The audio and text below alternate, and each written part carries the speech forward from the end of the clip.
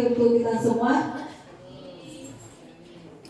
yang saya hormati Ibu Kepala Sekolah, yang saya hormati Bapak Ibu Guru serta staf yang ada di SLPN 4 Sesean Satan. Saya mengucapkan banyak terima kasih atas kehadiran kita dan kesiapan kita semua dalam mengikuti sosialisasi penyebaran pemahaman mengenai budaya positif. Dan sebelum kita mulai kegiatan kita, diminta kesediaan dari Ibu Albert untuk memimpin kita ke dalam doa.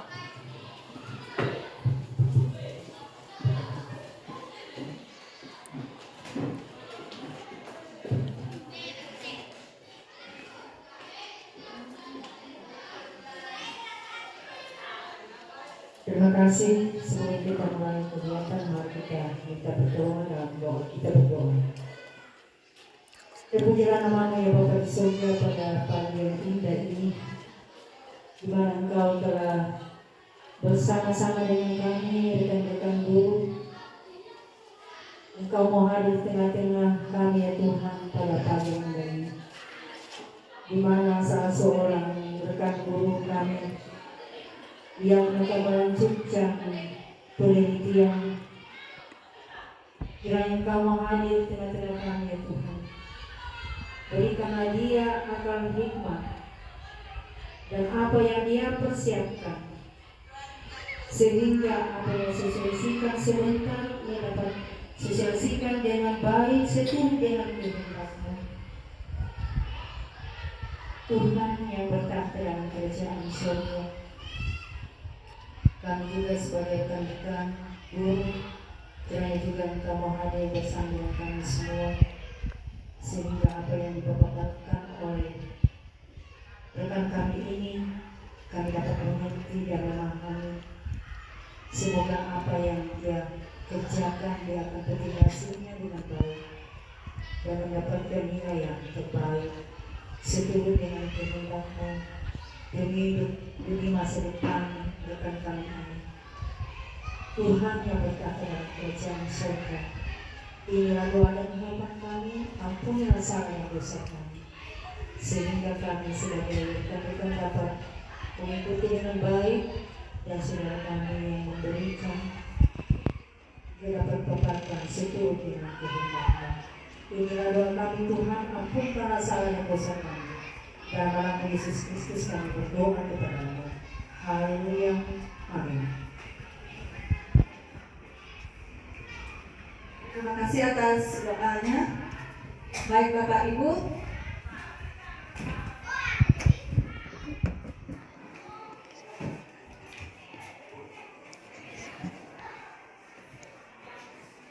jadi hari ini di sini saya bukan mau mengajar Bapak Ibu, tapi saya hanya mau sharing mengenai apa yang kami dapatkan pada pendidikan guru penggerak, khususnya di modul 1.4 mengenai budaya positif. Ada pertanyaan pemantik, setuju atau tidak setuju? Nah, menurut Bapak Ibu, apakah hukuman dapat mendisiplinkan anak? Bagaimana pendapatnya? Apakah Bapak Ibu setuju? Ya, setuju. Ya, kita kunci dulu jawabannya. Yang kedua, apakah pemberian hadiah dapat meningkatkan prestasi siswa? Setuju atau tidak? Setuju. Lanjut. Guru harus mampu memberikan solusi bagi siswa yang bermasalah. Bagaimana? Setuju atau tidak? Ya, setuju. Lanjut. Guru berperan sebagai teman bagi murid. Setuju atau tidak setuju? Ya, setuju. Nah, dari keempat pertanyaan pemantik ini akan terjawab pada modul budaya positif.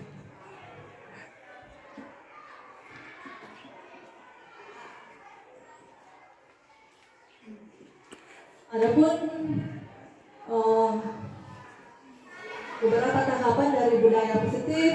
Yang pertama, disiplin positif dan nilai-nilai kebajikan universal, teori motivasi, hukuman, dan penghargaan restitusi. Yang ketiga, keyakinan kelas. Yang keempat, kebutuhan dasar manusia dan dunia berkualitas. Yang kelima, restitusi 5 posisi kontrol. Yang keenam, restitusi segitiga restitusi. Nah, dari keenam poin ini, yang mana masih asing bagi kita?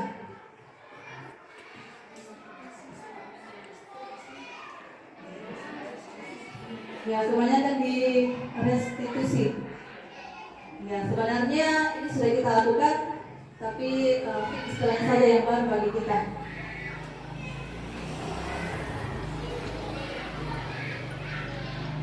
Nah, lanjut pengertian dari budaya positif. Apa itu budaya positif? Budaya positif di sekolah yaitu perwujudan dari nilai-nilai atau keyakinan universal di sekolah. Nah, kita fokus kepada nilai. Ya, di sekolah sudah ada nilai yang sudah kita wujudkan. Ya, contohnya nilai disiplin kepada siswa, nilai tanggung jawab. Yang selain itu, nilai apa lagi yang sudah kita ajarkan kepada siswa? Ya, kejujuran. Nah, yang berikut dikatakan keyakinan universal di sekolah. Kenapa dikatakan sebagai sebuah nilai atau keyakinan? Karena ketika kita sudah mewujudkan kepada peserta didik kita mengenai nilai-nilai ini, maka siswa tidak hanya menerapkan nanti ketika dia di sekolah ini, tetapi ketika dia sudah lanjut ke SMA, maka nilai-nilai itu pun masih ada dalam dirinya. Bahkan ketika dia kuliah sampai di luar negeri, ya dia masih bisa menyimpan nilai-nilai itu dan dia lakukan, sehingga dikatakan keyakinan yang universal. Lanjut.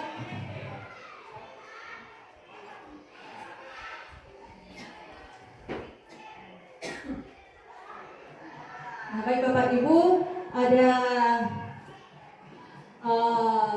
perubahan paradigma, ada kegiatan sebentar. Jadi Bapak Ibu silakan mencari pasangannya, 2 orang.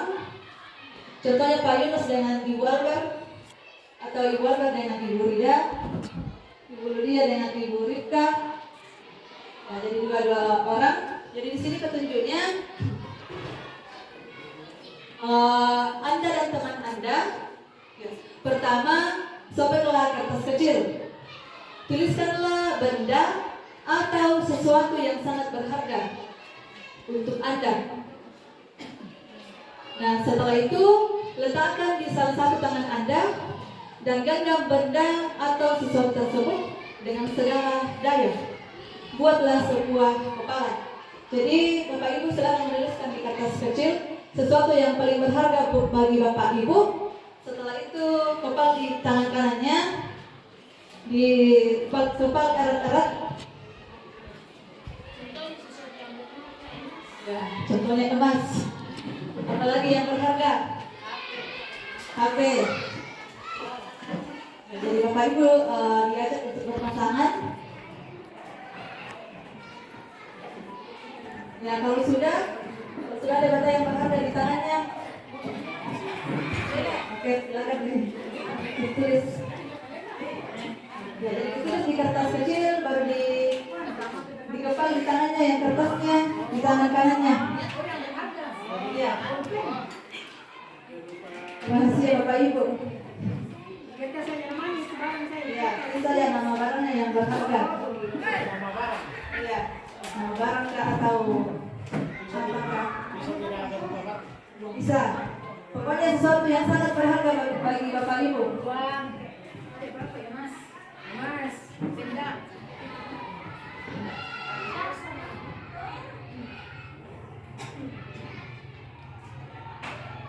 Nah, kalau sudah, Bapak Ibu silakan berdiri dan berpasangan dengan temannya. Jadi Bapak Ibu kepal kertas yang sudah ada di tangannya. Ya, secara berpasangan, contohnya Ibu. Ya, berpasangan dan berhadapan.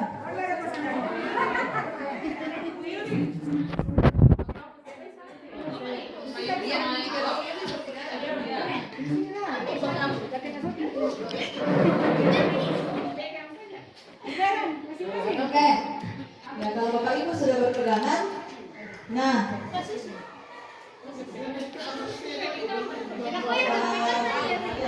ya, jadi kalau sudah berhadapan, temannya di samping, ya, temannya, contohnya Ibu Albert yang memegang kepala, terus Bapak Yunus yang akan bagaimana caranya dia membuka kepala itu. Nah, di sini kita mau melihat ketika ada sesuatu yang sangat berharga, apakah kita mau memberikan kepada orang itu? Ya, apakah Ibu mau membukanya untuk Bapak Yunus? Meskipun dia membujuk Ibu, dia meraih Ibu, bahkan mungkin mengancam Ibu, apakah Ibu mau memberikan sesuatu yang berharga itu di dalam kepalan tangan Ibu? Oke, coba dipraktekkan apakah ada yang berhasil membuka kepalan. Ya, salah satu yang membuka. Ya, salah satu yang membuka kepalan tangan temannya. Apakah bisa terbuka kepalan? Kita lihat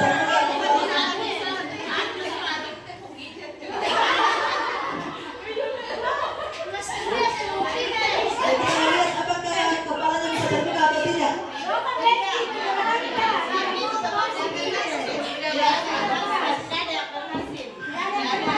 Oke, terima kasih. Silakan duduk.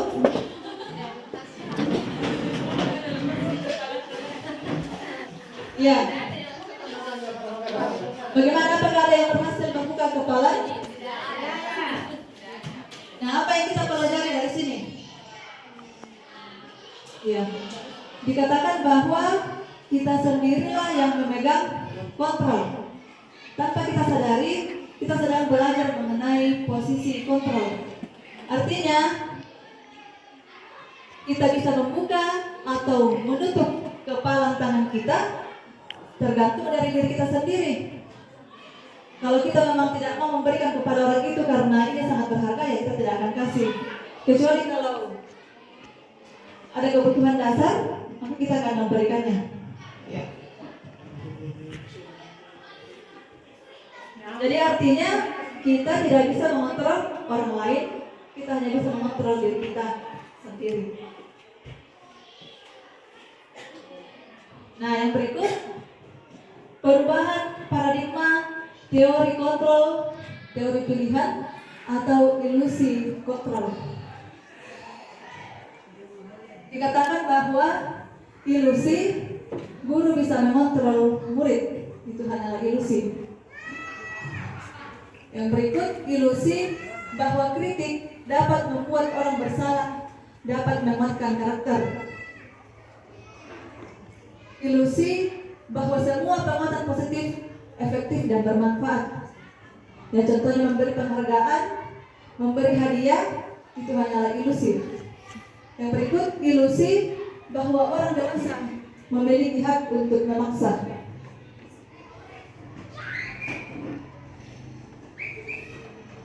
Nah, siapa sesungguhnya yang memiliki stimulus respon atau teori kontrol?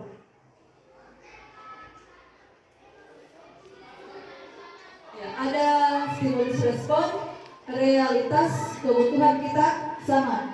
Menurut kita, semua kebutuhan kita sama.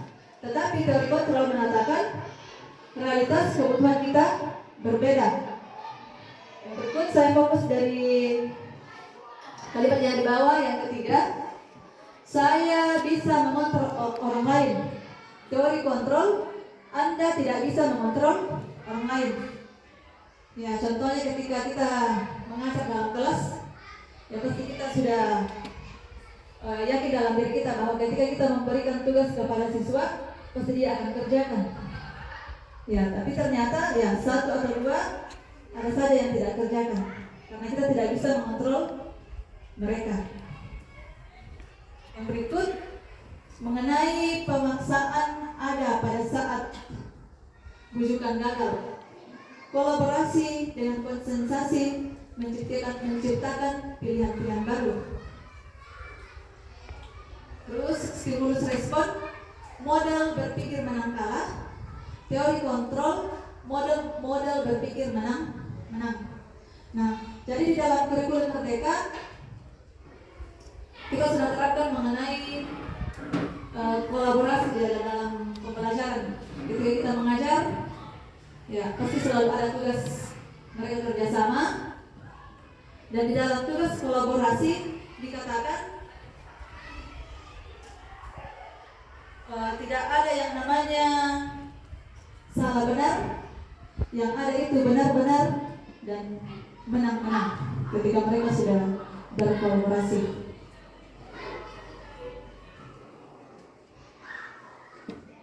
Nah, lanjut. Apa itu disiplin positif? Ya, pasti ketika kita mendengarkan kata disiplin, yang muncul dalam pikiran kita adalah mengenai aturan atau hukuman. Ya, pasti pendapat Bapak Ibu sama ya seperti itu. Nah, dikatakan di sini disiplin artinya belajar. Disiplin positif bertujuan untuk menumbuhkan kesadaran serta memberdayakan peserta didik tanpa penghargaan, ancaman, dan hukuman. Nah, tadi Bapak Ibu di awal di pertanyaan pemantik, dari keempat poin itu Bapak Ibu setuju. Nah, ternyata disiplin positif itu katanya tidak seperti itu. Ketika kita mengatakan disiplin bertujuan untuk menumbuhkan kesadaran serta memberdayakan peserta didik tanpa kita memberi penghargaan, tanpa kita mengancam atau menghukum. Nah, tujuannya adalah anak-anak memiliki nilai kebajikan universal dan memiliki motivasi intrinsik dalam melakukan perubahan ke arah yang lebih baik. Nah, jadi yang kita butuhkan di sini adalah bagaimana anak-anak itu melakukan sesuatu bukan karena motivasi dari luar, tetapi kita mau lihat apakah dia mau berkembang karena motivasi dari dalam dirinya, bukan karena penghargaan, bukan karena kita hukum.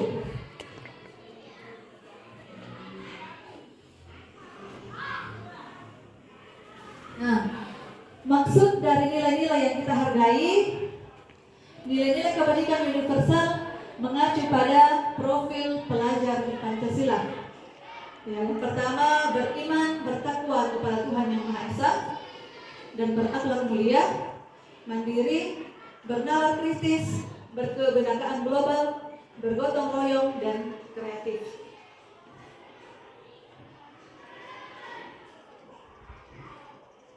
Nah, yang berikut ada 3 teori motivasi perilaku manusia seperti anak diri kita. Yang pertama, menghindari ketidaknyamanan atau hukuman. Ketika ada aturan di sekolah, ya jelas kadang-kadang anak-anak melaksanakannya karena dia menghindari ketidaknyamanan atau hukuman. Bahkan mereka akan berkata, apa yang akan terjadi apabila saya tidak melakukannya? Nah, berarti ini motivasi dari luar atau eksternal. Yang kedua, mendapatkan imbalan dari orang lain. Apakah yang akan saya dapatkan apabila saya melakukannya? Nah, anak-anak tersebut akan melakukan sesuatu ketika dia diberikan imbalan. Tanpa kita sadari itu adalah identitas gagal, dan karena itu motivasi eksternal. Nah, yang ketiga, motivasi untuk menghargai diri sendiri. Nah, ini yang bagus. Saya akan menjadi orang yang seperti apa apabila saya melakukannya. Ini adalah motivasi internal dan tujuannya adalah disiplin positif.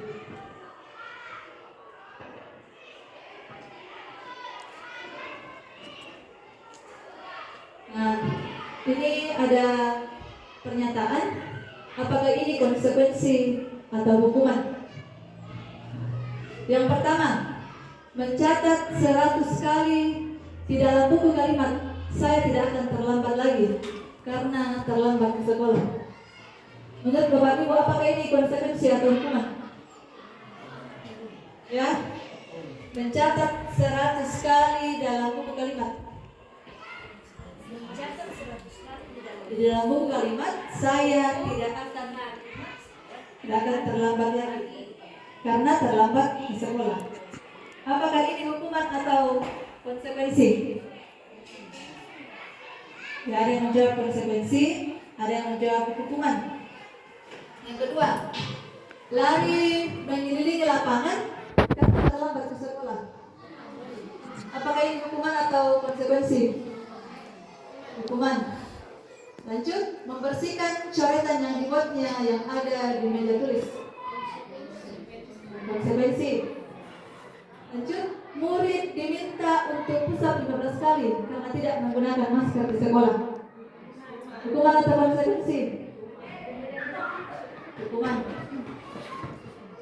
Berjemur di lapangan pukul 12 siang karena mengobrol dengan teman. Hukuman atau konsekuensi? Hukuman. Lari mengelilingi lapangan 2 kali karena terlambat 10 menit untuk pelajaran PJOK. Bagaimana Pak Yunus? Ini hukuman atau konsekuensi? Ya, konsekuensi karena mungkin di pelajaran Bapak sudah ada kesepakatan ketika dia melanggar, maka ada konsekuensi. Lanjut, murid diminta bertelanjang kaki sepanjang hari karena tidak menggunakan sepatu warna hitam sesuai peraturan sekolah. Apakah ini hukuman atau konsekuensi? Konsekuensi. Nah, apakah itu hukuman, konsekuensi, dan ada istilah baru namanya restitusi.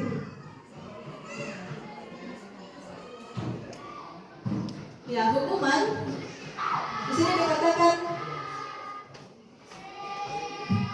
hukuman tidak terencana, bersifat satu arah, bisa hukuman fisik, psikik, atau kata-kata kasar. Itulah namanya hukuman. Jadi kita tidak merencanakannya, tetapi pada saat itu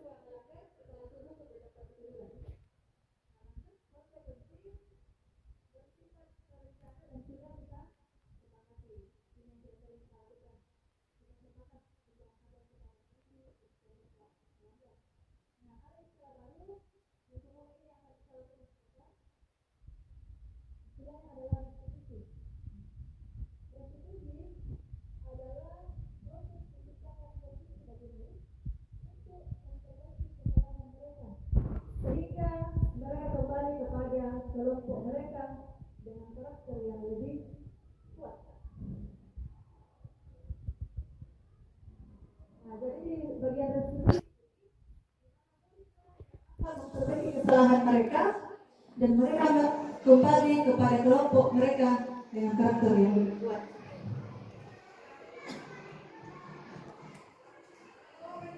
Nah, pengertian restitusi ada 2 pengertian menurut Gosen dan Gosen. Nah, restitusi bertujuan untuk membantu murid disiplin positif dan memulihkan dirinya dari berbuat salah.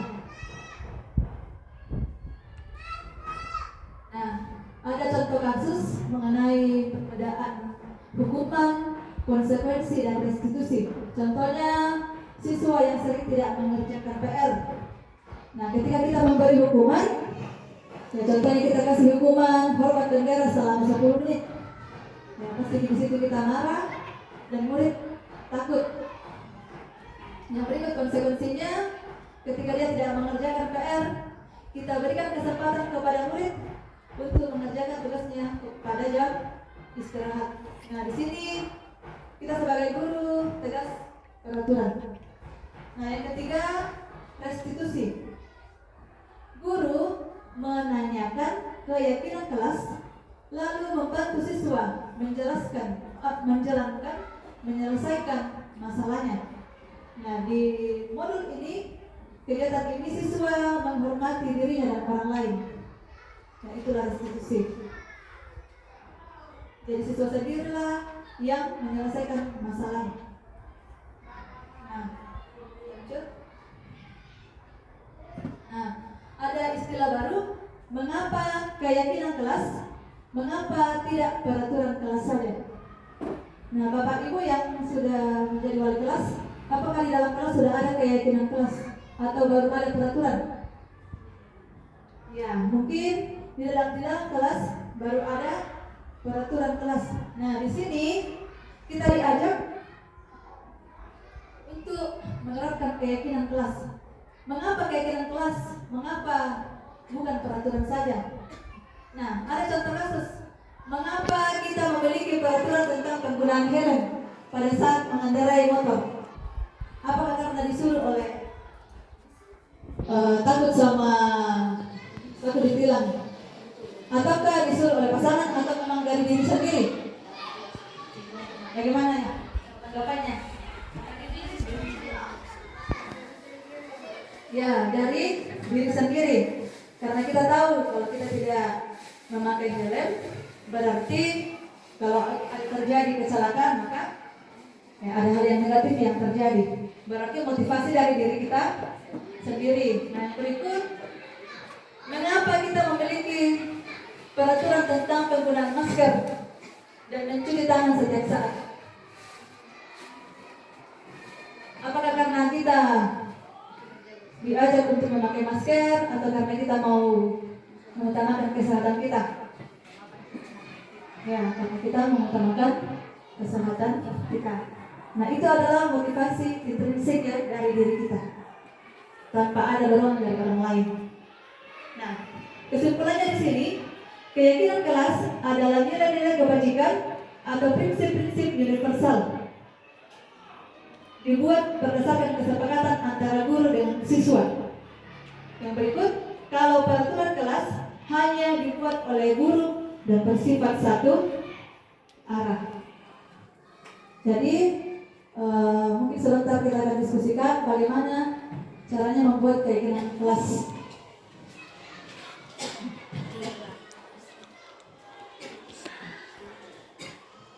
Nah, ada tahapan yang dilalui dalam membuat keyakinan kelas. Yang pertama, mempersilakan warga sekolah atau murid-murid untuk bercurah pendapat tentang peraturan yang perlu disepakati di sekolah atau di kelas. Contohnya dalam kelas, kita mengumpulkan siswa kita diskusi ya mengenai nilai-nilai apa yang mereka sepakati, supaya mereka bisa bertanggung jawab karena mereka yang sudah mengungkapkan nilai-nilai itu. Nah, yang kedua, mencatat semua masukan para murid atau warga sekolah di papan tulis atau di kertas besar, di mana semua anggota kelas bisa melihat hasil curah pendapat. Yang ketiga, susunlah keyakinan kelas sesuai prosedur. Gantilah kalimat-kalimat dalam bentuk negatif menjadi positif. Nah, contohnya di sini, jangan berlari di kelas, menjadi berjalanlah di kelas. Contoh lain lagi, jangan membuang sampah sembarangan. Kalimat positifnya, jagalah kebersihan. Jadi kita ubah kalimat negatif menjadi positif. Lanjut pada bagian keempat, tinjau kembali daftar curah pendapat yang sudah dicatat. Yang kelima, setelah keyakinan sekolah atau kelas dibuat, maka semua warga kelas dipersilakan meninjau ulang. Nah, yang terakhir, keyakinan sekolah atau kelas selanjutnya bisa dilekatkan di dinding di tempat yang mudah dilihat. Nah, jadi ketika Bapak Ibu membuat keyakinan kelas di dalam kelas, jangan Tidak perlu banyak-banyak akan nilai yang mana mau dipertanggungjawabkan siswa. Ya mungkin 4 sampai 7 poin supaya mereka bisa ingat akan nilai-nilai yang mereka perlu terapkan. Nah, yang berikut kebutuhan dasar manusia.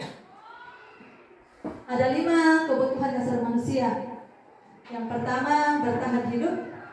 Yang kedua, kasih sayang dan rasa diterima. Yang ketiga, kebebasan. Keempat, kesenangan. Dan yang kelima, penguasaan. Nah, saya fokus di bagian kesenangan. Nah, di sekolah pasti murid-murid berharap ketika mereka mengajar, pasti mereka berharap senang. Nah, di kurikulum Merdeka kita sudah mendengar bagaimana mengajar murid itu sesuai zamannya. Jadi beda zaman dulu dengan zaman sekarang, zaman old dan zaman now. Ya, yang dahulunya kita sebagai guru hanya banyak teori, tapi sekarang di kurikulum Merdeka kita perlu mengajar siswa sesuai dengan kebutuhannya. Dan akan kami pelajari di pembelajaran berdiferensiasi. Jadi kita perlu mengenal bagaimana kebutuhannya siswa ini, siswa A, siswa B, supaya dia bisa menangkap pembelajaran.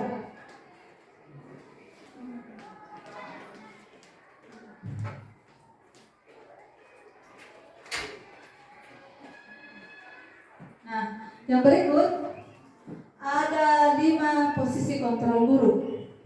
Ya, ini yang biasa kita lakukan. Yang mana yang biasa kita lakukan ini? Yang pertama, penghukum.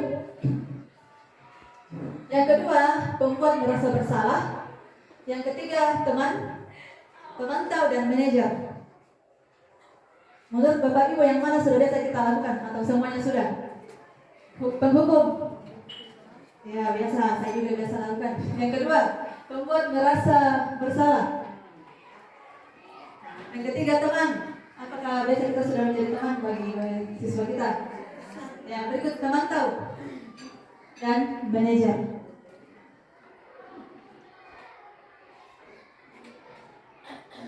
Nah, ada kasus contohnya bagaimana kalau penghukum, pemantau, teman dan membuat merasa bersalah. Contohnya di sini, siswa tidak memakai atribut saat upacara bendera. Kalau penghukum, kita akan memberitahu siswa patuhi aturan sekolah, lalu berdiri di depan barisan. Itulah posisi kontrol kita biasanya. Yang kedua, pemantau.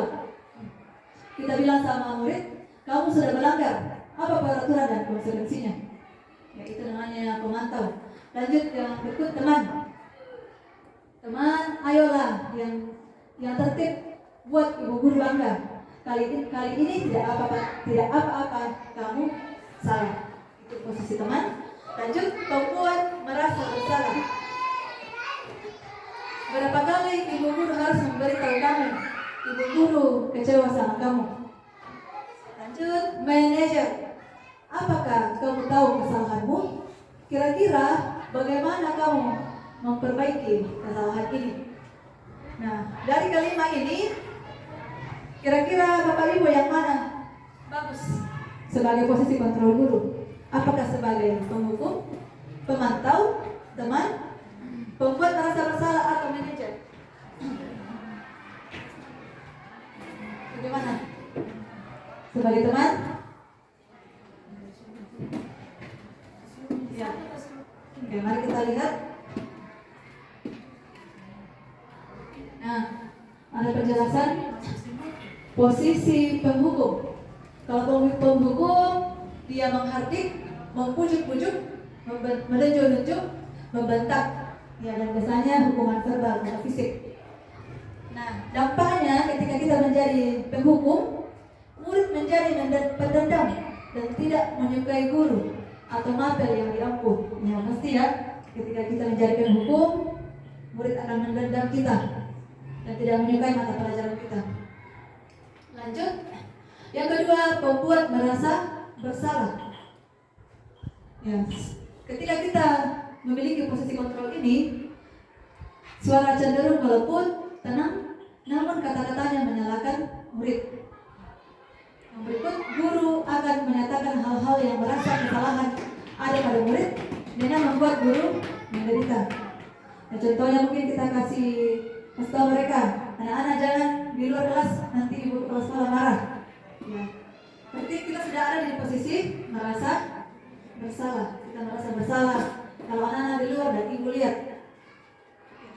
Yang berikut dampak posisi membuat merasa bersalah, membuat murid merasa bersalah. Nah, ini adalah identitas gagal, rendah diri dan menarik diri dari lingkungan. Nah, lanjut. Kalau kita mengambil posisi teman, suara guru akan ramah dan cenderung bersenda gurau untuk menghangatkan suasana. Tetapi ada dampak negatifnya ketika kita menjadi posisi teman bagi siswa. Murid akan bergantung kepada satu orang, faktor ketergantungan, dan murid tidak akan mandiri dan tidak bisa berpikir untuk diri sendiri. Jadi kurang tepat juga. Yang berikut posisi pemantau. Bersuara datar, tidak emosional, tidak bersandara gurau, ataupun menggunakan suara tinggi. Tercipta identitas diri positif. Nah, dampak positif posisi pemantau, murid akan menghitung konsekuensi dan hadiah tanpa memahami sepenuhnya nilai-nilai kebajikan yang wujud. Nah, yang terakhir, posisi manajer. Nah, ini yang diharapkan kita laksanakan. Posisi manajer, nah, di mana kita percaya diri dan dapat memecahkan masalah, dan murid bisa mandiri di posisi ini. Nah, dampaknya murid mandiri dan percaya diri dan bisa memecahkan masalah.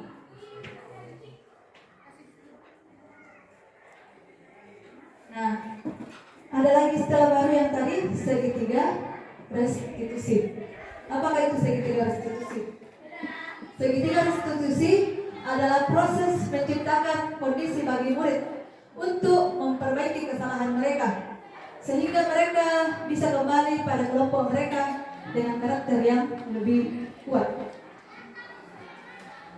Melalui restitusi, guru dapat membantu murid menjadi lebih memiliki tujuan, disiplin positif, serta memulihkan dirinya setelah berbuat salah.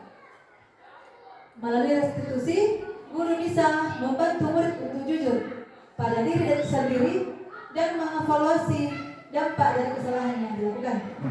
Yang ketiga, melalui restitusi, guru bisa memberikan penawaran, bukan paksaan. Nah, inilah namanya segitiga restitusi. Yang pertama,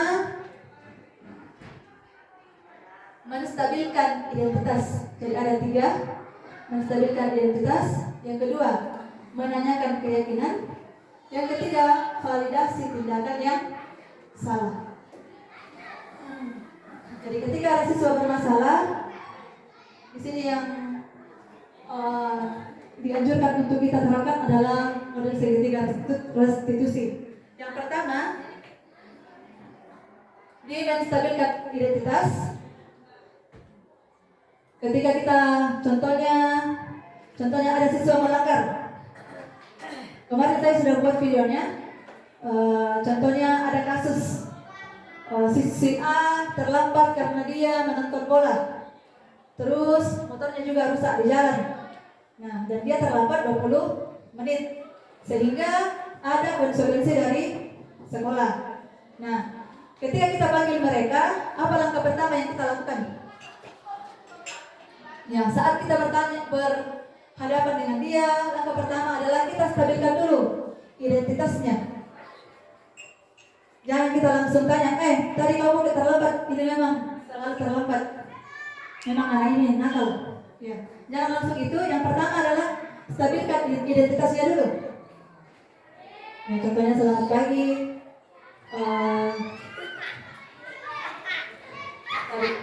Selamat pagi, bagaimana kabarmu? Nah, tadi ibu dengar dari guru kelas tadi ibu dengar dari bu guru piket kamu terlambat 20 menit ya? Ya, baru anak-anak bisa menjawab iya. Nah, baru kita tanya, baru kita bilang begini, Ya, semua orang pasti melakukan kesalahan. Nah, jadi kita stabilkan dulu identitasnya anak-anak. Nah, setelah itu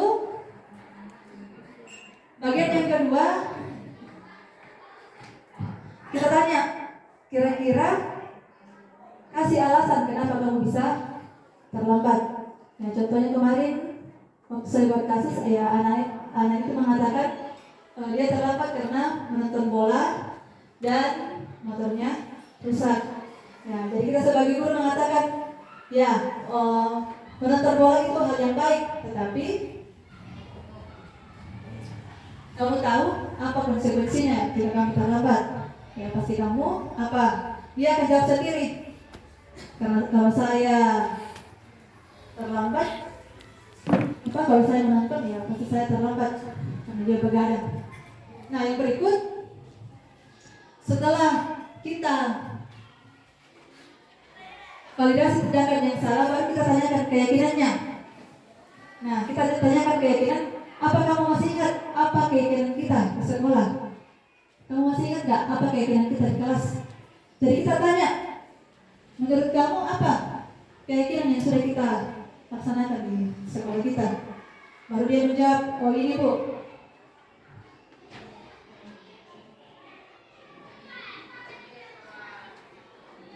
Nah, yang berikut, nah ini adalah contoh tahapannya.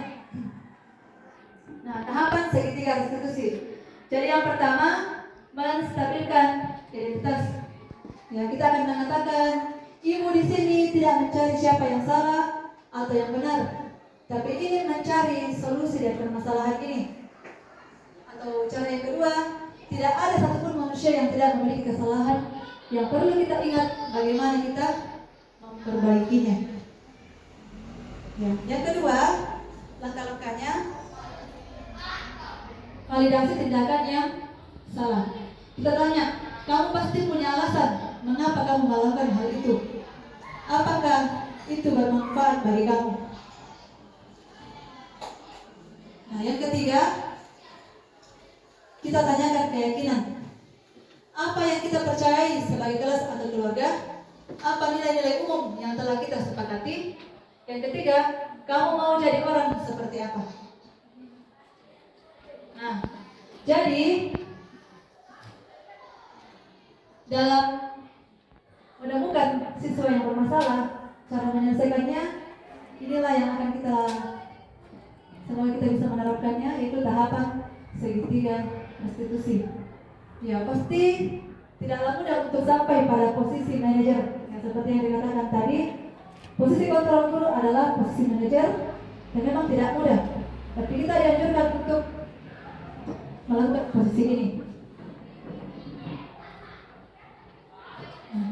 Jadi yang utama adalah, yang perlu adalah wali kelas, bahkan kita pun semua warga sekolah membuat keyakinan kelas atau membuat keyakinan sekolah supaya ketika siswa bermasalah, maka kita akan tanyakan kepada mereka apa yang akan mereka perbaiki kalau mereka sudah melanggar.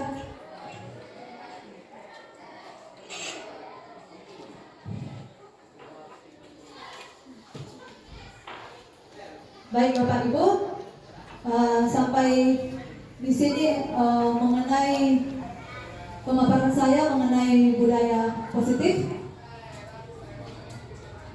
Terima kasih atas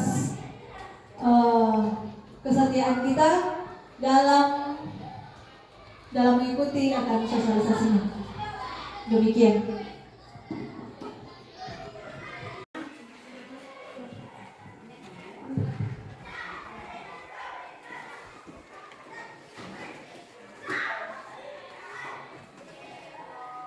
Ya, terima kasih kepada Ibu Melda yang memberikan ilmu kepada kami semua, luar biasa yang kami bisa dapatkan dari semua ini.